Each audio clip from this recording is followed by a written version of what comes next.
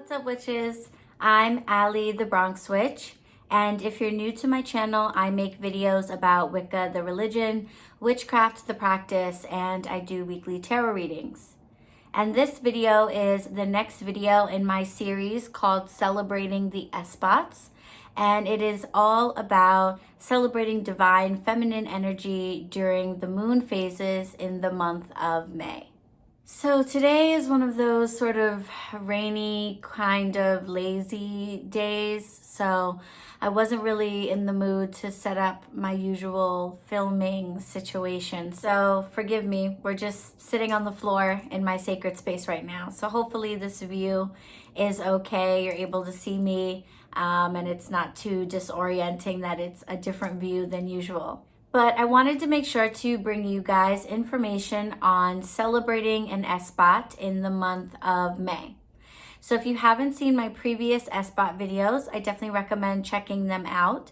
But in case this is your first video, just to sort of recap what an Esbat is. An Esbat is a celebration held by witches, in particular Wiccans, that celebrates divine feminine energy.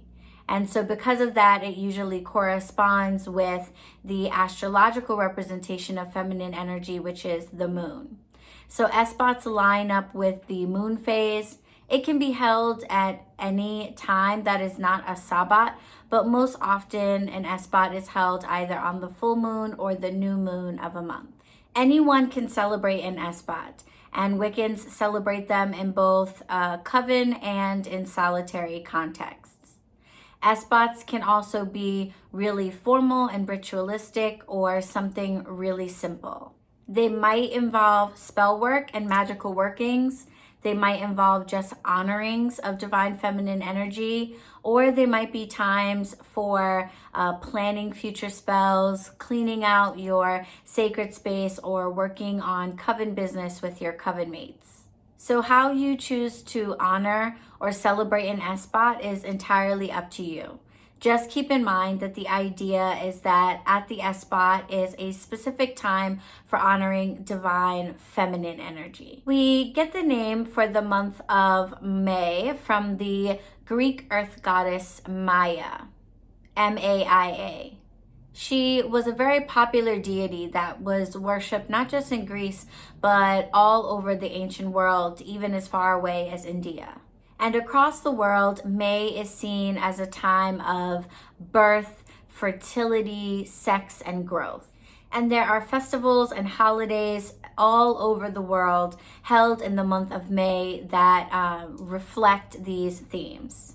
Some holidays and festivals held in the month of May are more somber in nature, but for the most part, Maytime celebrations are filled with dancing, drinking, feasting, lots of joy, oftentimes, especially in the ancient world, actual sex acts, and the coupling of partners and pairs, either of humans or of livestock, to represent that new growth that happens in the summer months. One of the most notable and noticeable celebrations that has carried down from ancient times is the dancing around the maypole. And neo-pagans, Wiccans in particular, often include dancing around a maypole as a part of their Beltane or May Day festivities. If you want to know a little bit more about the history of the maypole and the maypole dance, what it means and how it's properly done, then definitely check out this month's issue of Occultist magazine. I wrote an article about a brief history about the maypole and some information to help understand how and why it is that pagans still use it to celebrate the start of May today. And while Esbats center around divine feminine energy, not all of the celebrations held in May were designed to honor a feminine deity.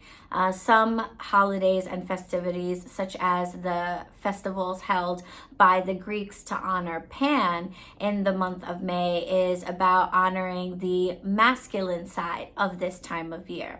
That festival and celebration has a lot of similarities with Beltane and the way that Beltane was celebrated by the Celts.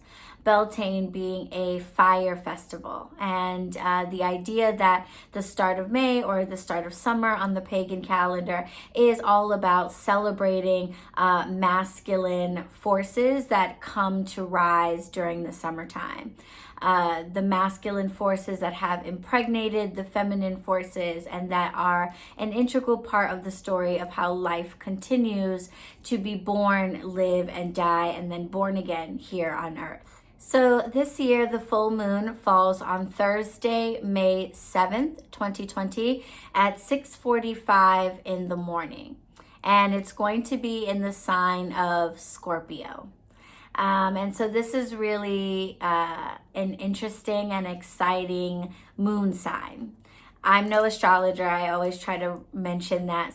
So the full moon in Scorpio is a time of sexiness. And that really makes a lot of sense for us being in the month of May, which, you know, on the pagan calendar is very much the most sex-oriented time of the year. It's about the birth of things as a result of sex that has already happened, or it's about sex that is going to be now that, you know, everybody's sort of shaken off of the snow and getting out and mingling in regards to humans, and animals are coming out of hibernation and they're coupling up in terms of the animal world.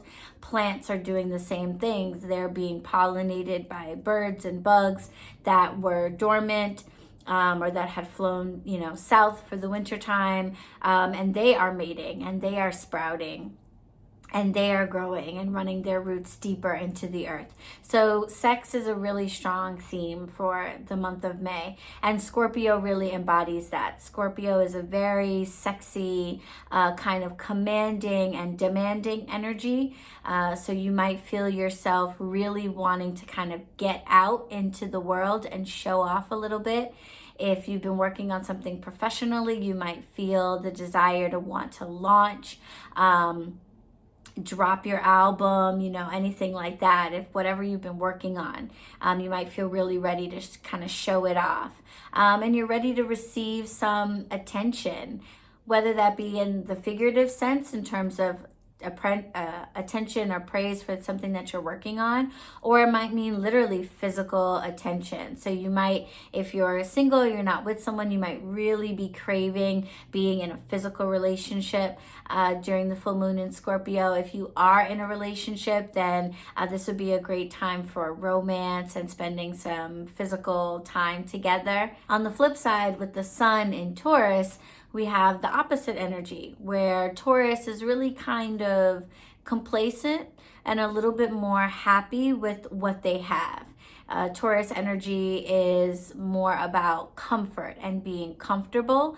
And if getting more is an uncomfortable process, then Taurus energy is more willing to say, I have enough, I'm okay, I don't need more. That would just take up too much time and energy, and want to kind of relax. And so you can probably see how those two energies could be in conflict. And if that manifests itself in your life in some way, a ritual on the full moon to bring balance to those conflicting energies or to work out any problems that were created because of it could be really beneficial to you. Reconciliation spells and things to open up communication are also great ideas. This year, the new moon falls on May 22nd at 9:36 a.m. Eastern Standard Time, and it will be in the sign of Gemini. And the sign of Gemini is very much about action and movement. I think a lot of people by that point are going to be absolutely sick and tired of any stay-at-home orders or quarantine orders, kind of regardless of what authority says is supposed to be done. I think by the time we get to the new moon of this month, most people are going to just be beside themselves, because that energy is very much a motion-based energy. It wants to get out into the world and show off all sides of itself, and wants to make things happen for itself, and so being held back or constrained in any way could be really frustrating for folks during this new moon. So doing workings that have to do with protection so that you can go out safely would be a good idea. So let's talk about the correspondences for the moon in May that might help you to structure your rituals or put together spells that you might want to cast during your Esbats. So I think I touched on this a little bit last month, but now that we're out of the winter, if you're interested in working with nature spirits, fairies are definitely abundant right now. They're all over the place, getting the earth fully moved into the summer season. There's much to be done. And so if you're interested in building a relationship with the fae people, now is a good time.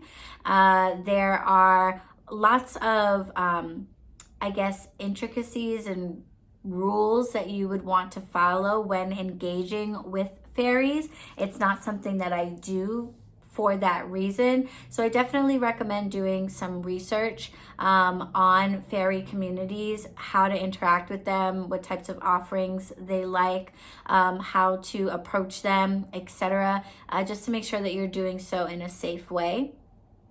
Elves are also a good nature spirit to work with right now, as they're also out in abundance. Herbs that you might want to include in your spell workings include dittany of Crete, mint, rose, mugwort, thyme, and yarrow. The colors of the month are green, brown, and pink. And flowers you might want to work with include rose and lily of the valley. The stones that you might want to work with this month are malachite, carnelian, amber, and emerald. So green and orange toned stones. The hawthorn tree is very significant at this time. It has a lot of spiritual significance for its use as the pole for the maypole in Europe. So if you are able to get access to hawthorn bark, hawthorn branches, or a full tree, give it a hug or incorporate it into your rituals or spell working in some respectful way. And if you work with deities and want to incorporate deity work into your May Esbats, you would be best served focusing in on deities that have to do with the earth. So deities like Maya or Pan or the horned god, or deities that have to do with love, sex, and romance, like Aphrodite or Venus.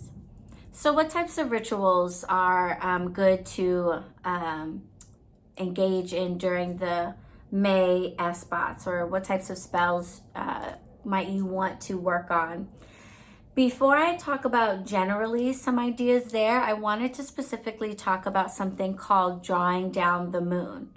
It's something that I have mentioned in my previous Esbat videos, but haven't gone into detail about. Drawing down the moon is a part of a ceremony. It's usually not done by itself. It's usually a part of a larger Esbat ritual. And essentially what it involves is asking divine feminine energy to actually come in and possess the space where you are drawing that energy into. Now, deity honoring is different in a Wiccan context than it is in a lot of other religious contexts.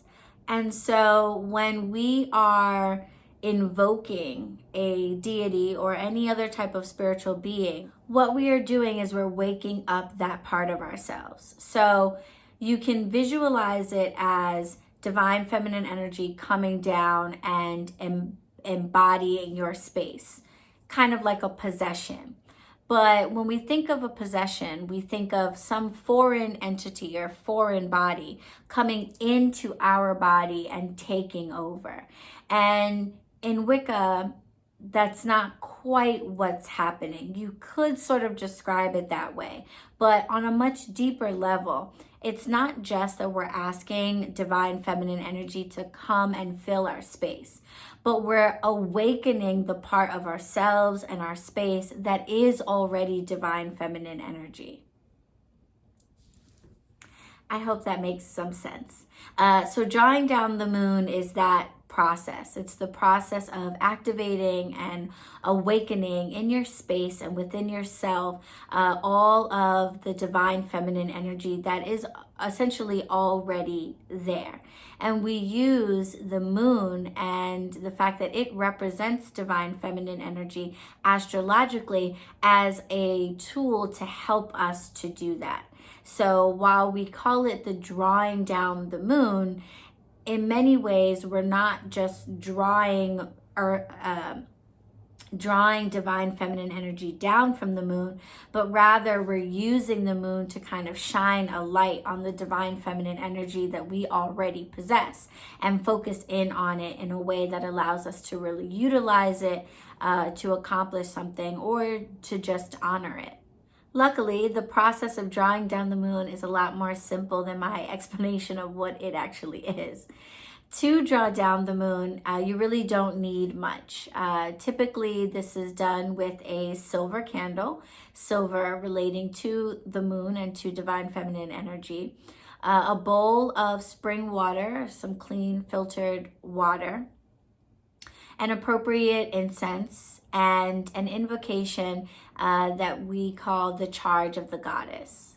And the process of drawing down the moon basically just involves lighting your incense, lighting your candle, and holding up your bowl of water towards the moon, where the moon can reflect in the water if it's a full moon, and saying or reading the charge of the goddess, which is a poem that has become very popular in Wiccan circles as a powerful and beautiful prayer of invocation to divine feminine energy. So like I said, the drawing down of the moon is usually a part of a larger Esbat ritual. So what might you want to do with the rest of your ritual? Well, if you are working with a deity, if you're developing a relationship with a deity or you have one, or you want to start a new relationship, the context of an Esbat in May would be a really great time to do so, especially if that deity is an earth deity or a deity having to do with beauty and love. If you are interested in the Hindu pantheon, you might want to learn a little bit more about Aranya Shashti, who is a forest god that is similar to Pan in India. In general, this is a great time for manifestation of any kind. Growth and birth are very strong themes throughout the month of May. So pretty much any spells having to do with prosperity, manifestation, anything that involves like creating something or bringing something to be would be successful in the month of May.